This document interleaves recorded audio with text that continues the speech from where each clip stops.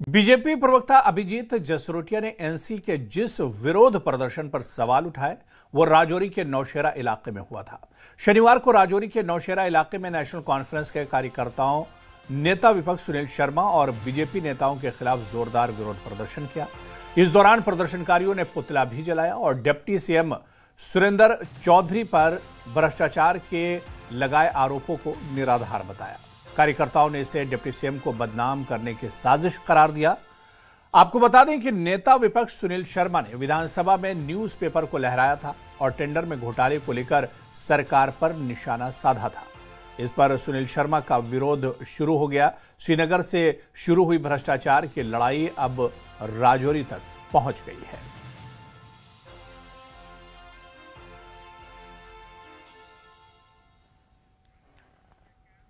तो वहीं भ्रष्टाचार को लेकर एक बार फिर सुनील शर्मा ने मुख्यमंत्री पर हमला बोला है। सुनील शर्मा ने उमर अब्दुल्ला के आरोपों का खंडन किया और कहा कि उमर अब्दुल्ला झूठ फैला रहे हैं। सुनील शर्मा ने कहा कि हम पीडीपी के साथ गठबंधन में थे, इससे ज्यादा नहीं। सुनील शर्मा ने कहा कि नेशनल कॉन्फ्रेंस पहले अपने पिछले रिकॉर्ड देखे तब भ्रष्टाचार पर बात करे। उन्होंने कहा कि एक न्यूज़पेपर में भी नेशनल कॉन्फ्रेंस के भ्रष्टाचार का पर्दाफाश हुआ है और वो अब भ्रष्टाचार किस मुंह से इसकी बात कर रहे हैं। हमारे साथ एलओपी सुनील शर्मा जुड़े हुए, मजीद बात करते हैं। शर्मा जी, आज ही अभी सीएम और डिप्टी सीएम की एक जगह इवेंट चल रही थी जहां पे उन्होंने कहा कि हम चाहते हैं भाजपा से हिसाब ले। 11 साल का वहां पे करप्शन का इल्जाम लगाते हैं, पहले उनकी फाइलें खुलनी चाहिए। निकालें, वो भी निकालें। भाजपा के पास केवल 3.25 साल थे, वो भी हम अलायंस में थे। दरअसल नेशनल कॉन्फ्रेंस का मैथमेटिक्स खराब है। पढ़े लिखे तो अच्छे हैं उमर साहब, लेकिन उन्हें मैथमेटिक्स दोबारा पढ़ना पड़ेगा।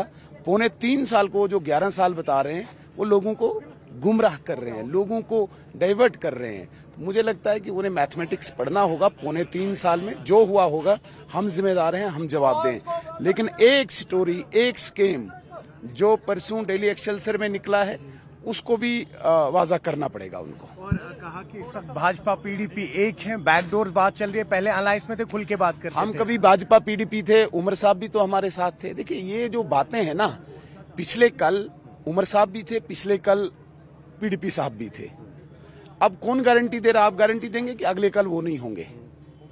तो ये सिर्फ कश्मीर के गरीब के लिए बैन है, बैरियर है। जबकि दरबार मुँह शुरू हो रहा है और तमाम लेजिस्लेटर्स और तमाम लीडर्स जो हैं वो अपना रुख जम्मू की तरफ करेंगे, तो अगले 6 महीने के लिए किस तरह से जम्मू कश्मीर की राजनीति गर्म रहेगी वो आने वाले 6 महीनों में ही पता लगेगा। न्यूज़ 18 के लिए अयूब खान के साथ श्रीनगर से मैं सरोज कपूर।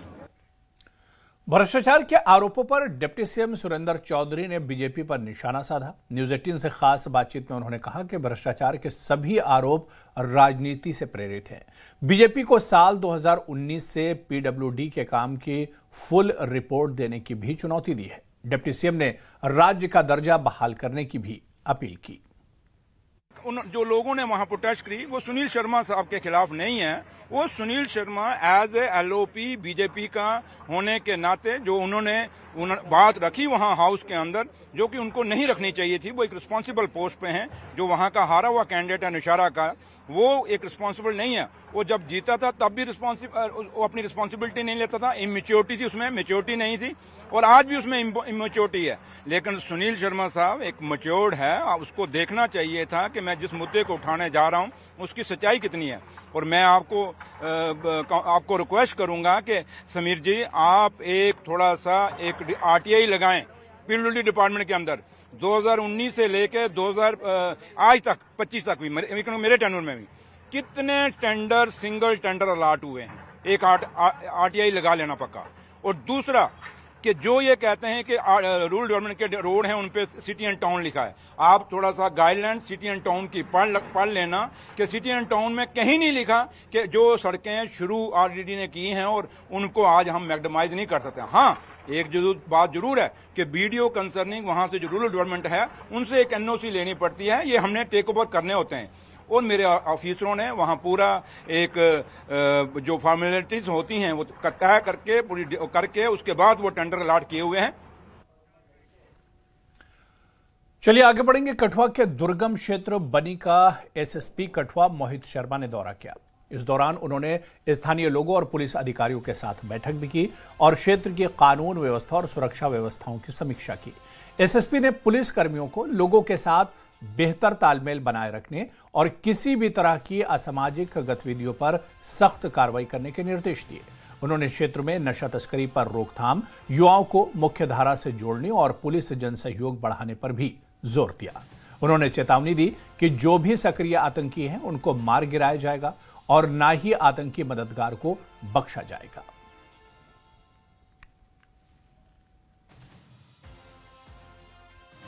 हमारी एसओजी पार्टीज़ और हमारे जितने भी थाने से, चौकियों से, आउटपोस्ट से जो लड़के हैं वो काफ़ी मोटिवेटेड हैं मिलिटेंसी जैसे चैलेंज को पूरे तरीके से उसका सामना करके उसको ख़त्म करने के। ड्रग्स जो है वो तो आजकल सोसाइटी में काफ़ी बड़ा चैलेंज बन गया है, बट काफ़ी सारी एफआईआर जो हैं वो रजिस्टर करी गई हैं एनडीपीएस में। कई सारे लोगों को पेट एनडीपीएस में भी डिटेन किया गया है और प्रॉपर्टी अटैचमेंट्स भी हुई हैं। अभी रिसेंटली जो है वो 86 लाख की एक प्रॉपर्टी जो है वो भी अटैच करवाई। जेके पीएससी की परीक्षाओं में आयु सीमा बढ़ाने की मांग तेज हो गई है। इसमें संयुक्त प्रतियोगी परीक्षा यानी सीसीसीई के लिए ओपन मेरिट उम्मीदवारों की ऊपरी आयु सीमा को 32 साल से बढ़ाकर 35 साल करना शामिल है। इसे लेकर सांसद मियां अल्ताफ ने एक्स पर पोस्ट में लिखा कि अभ्यर्थियों का एक ज्ञापन उन्हें मिला है और वो इस समय में एलजी मनोज सिन्हा और मुख्यमंत्री उमर अब्दुल्ला को पत्र लिखेंगे और आयु सीमा बढ़ाने पर विचार करने की मांग करेंगी।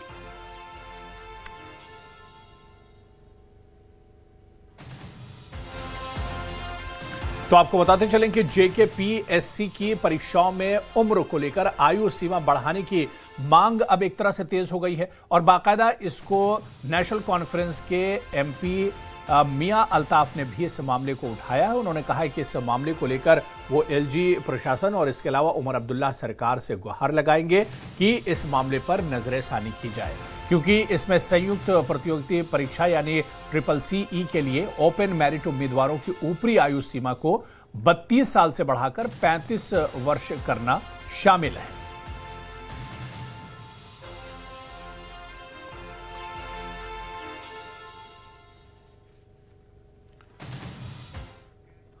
और बात कश्मीर मैराथन की करेंगे। श्रीनगर में कश्मीर मैराथन का दूसरा एडिशन धूमधाम से संपन्न हुआ।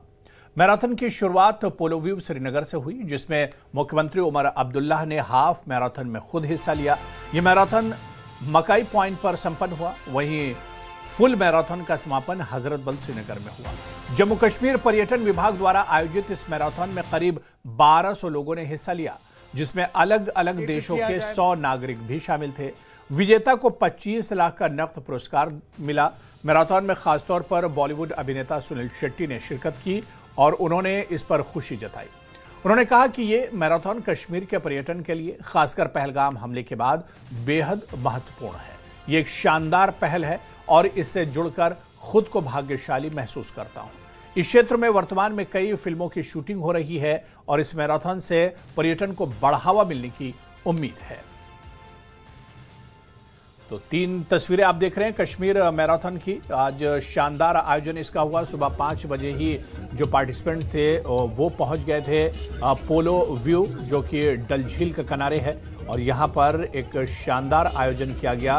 कश्मीर मैराथन 2025 का ये दूसरा एडिशन था। खुद सीएम उमर अब्दुल्ला भी इस मौके पर मौजूद थे। बॉलीवुड एक्टर सुनील शेट्टी भी मौजूद थे और सीएम ने भी बाकायदा इस दौड़ में, इस मैराथन में हिस्सा लिया। तो 3 तस्वीरें आप देख सकते हैं। शानदार तरीके से इसका आयोजन किया गया। लोगों को जोड़ने के लिए, नशे से दूर रहने के लिए और फिट रहने का संदेश इस मैराथन के जरिए दिया गया है। खासतौर से पहलगाम हमले के बाद टूरिस्ट को रिझाने के लिए और टूरिस्ट को बढ़ाने के लिए एक बड़ा और अच्छा और पॉजिटिव मैसेज यहां से गया है।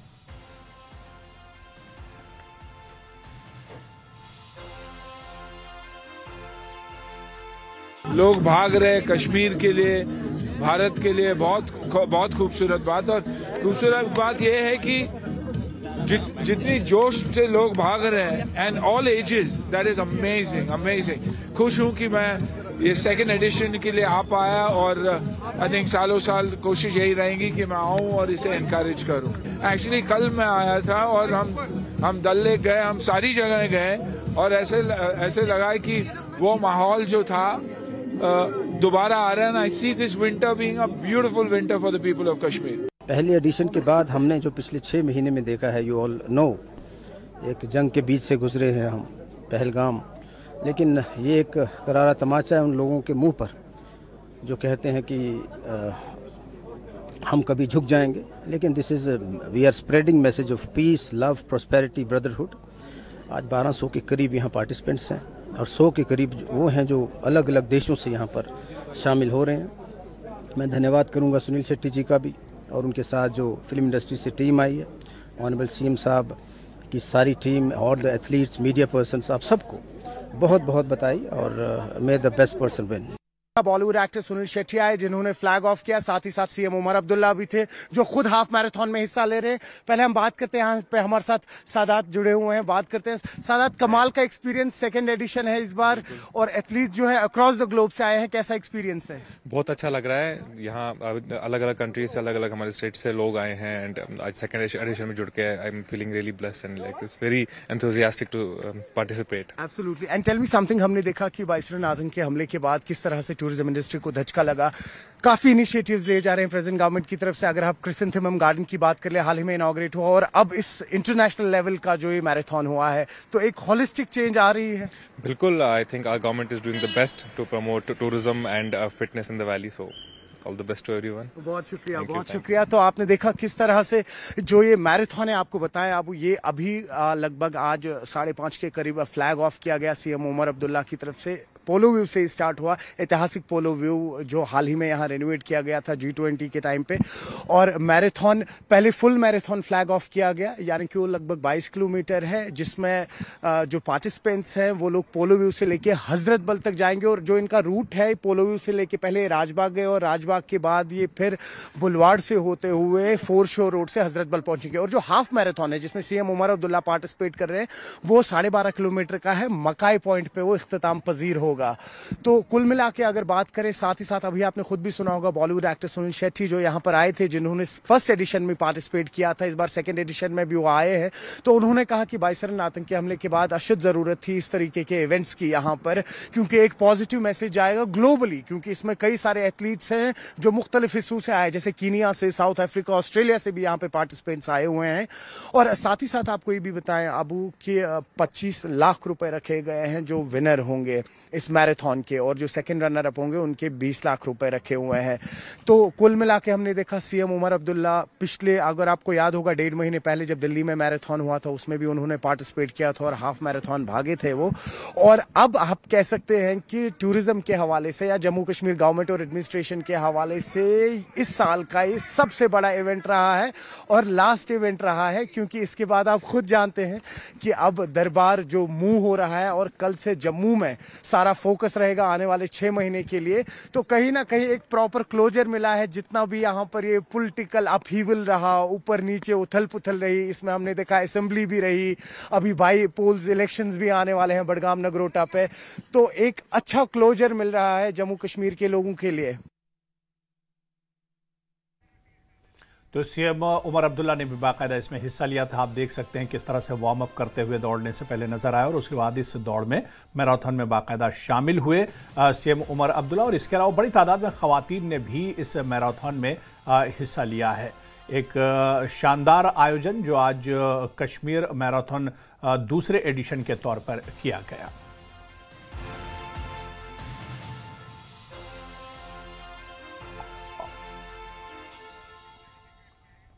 और आईजीपी कश्मीर विधि कुमार बिरडी को भी आप देख सकते हैं सुबह ठंड में इस मैराथन में शामिल हुए। और ये तस्वीर आप देखिए, आईजीपी कश्मीर भी एक तरफ सीएम उमर अब्दुल्ला और दूसरी तरफ आईजीपी कश्मीर भी इस मैराथन का हिस्सा बने और बड़ी संख्या में लोग इसमें शामिल हुए। लेकिन ये तस्वीर खास है जिसमें सीएम उमर अब्दुल्ला और इसके अलावा आईजीपी कश्मीर बिरडी को देखा जा सकता है जो इस मैराथन का हिस्सा बने।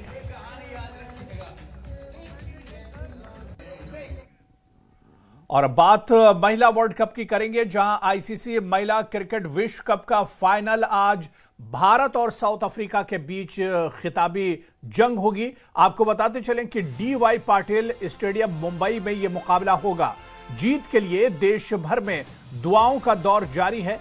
ठीक 2:30 बजे ये टॉस होगा, ये मुकाबला शुरू होगा। टीम इंडिया के हौसले इस मुकाबले में बुलंद हैं क्योंकि सेमीफाइनल में टीम इंडिया ने ऑस्ट्रेलिया को हराया है। शानदार क्रिकेट का मुजाहरा टीम इंडिया ने सेमीफाइनल में किया था और अब फाइनल में टीम इंडिया का मुकाबला साउथ अफ्रीका से है। लेकिन इतना तो जरूर तय है, टीम इंडिया अगर जीत कर आती है तो पहली बार विश्व चैंपियन बनेगी, यानी महिलाओं की जो टीम है वो पहली बार विश्व चैंपियन बनेगी। और इसी तरह से अगर साउथ अफ्रीका की टीम जीतती है तो वो भी पहली बार विश्व चैंपियन बनेगी। लेकिन टीम इंडिया के लिए दुआओं का दौर जारी है, प्रार्थनाएं की जा रही हैं और हम यही उम्मीद करते हैं कि आज हमारी महिलाएं और आज टीम इंडिया एक शानदार और तारीखी जीत हासिल करेगी। तो आईसीसी महिला क्रिकेट विश्व कप का फाइनल मुकाबला आज खेला जाएगा। भारत और साउथ अफ्रीका के बीच खिताबी जंग होगी। मुंबई के DY पाटिल स्टेडियम में यह मैच खेला जाएगा। जीत के लिए देश भर में प्रार्थनाओं का दौर जारी है, दुआएं की जा रही हैं और ठीक 2:30 पर टॉस होगा। टीम इंडिया के हौसले बुलंद हैं क्योंकि सेमीफाइनल में टीम इंडिया ने शानदार तरीके से मैच जीता है और दुनिया की सबसे मजबूत टीम ऑस्ट्रेलिया को चारों खाने टीम इंडिया ने चित किया था। तो ऐसे में टीम इंडिया के हौसले बुलंद हैं और एक बार फिर तारीख लिखने के दाहने पर है। तारीख लिखने के लिए टीम इंडिया तैयार है।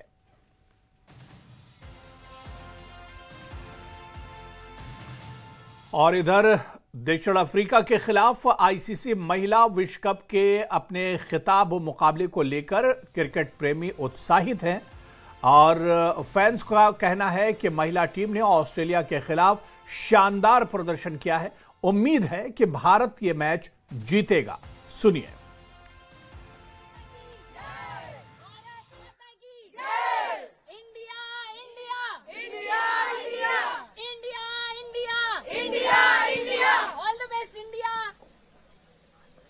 उम्मीद है कि जीतेगी टीम, अच्छा कर रही है, बहुत अच्छा कर रही है, सेमीफाइनल बहुत अच्छा खेले हैं, तो यही एक्सपेक्टेशन है सभी की कि वर्ल्ड कप बहुत टाइम बाद जीत रहे हैं तो एक अच्छे नोट पर खत्म करे टीम। स्मृति दीदी और हरमन दी से बहुत ज्यादा उम्मीद है और लग रहा है सफाली वर्मा भी अच्छा करेंगी फाइनल में और हम लोग वर्ल्ड कप जीतेंगे। जैसे करते आ रहे अभी हमारी जिमेमा रॉड्रिग्स और हरमनप्रीत कौर हमारी कप्तान जो इन फॉर्म चल रही हैं, बहुत अच्छी परफॉर्मेंस कर रही हैं, तो इससे एक्सपेक्ट कर सकते हैं कि आने वाला जो वर्ल्ड कप है वो हमारे हाथ में, इंडिया के हाथ में आने वाला है। हम लोग बहुत कॉन्फिडेंस फुल फील कर रहे हैं।